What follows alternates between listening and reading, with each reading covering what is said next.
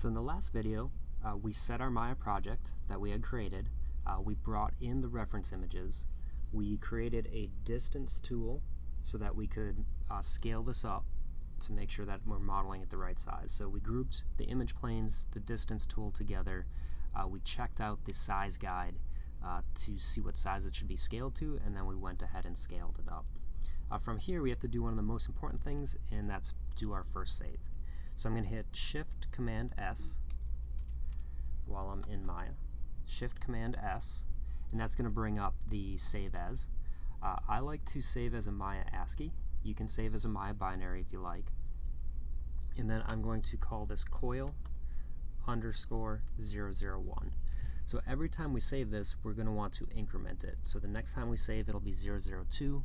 And we'll want to do this at least every 10-15 minutes. You can do it more frequently if you like.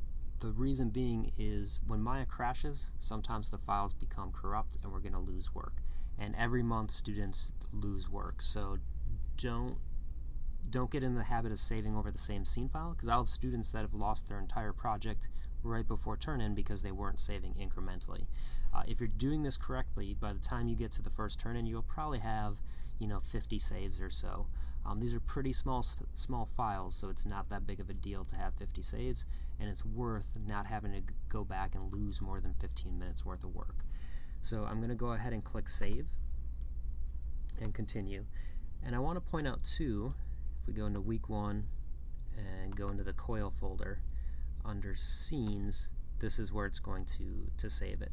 So because we set that Maya project when we started working, it knows exactly where to save this file without me having to kind of look for that correct folder.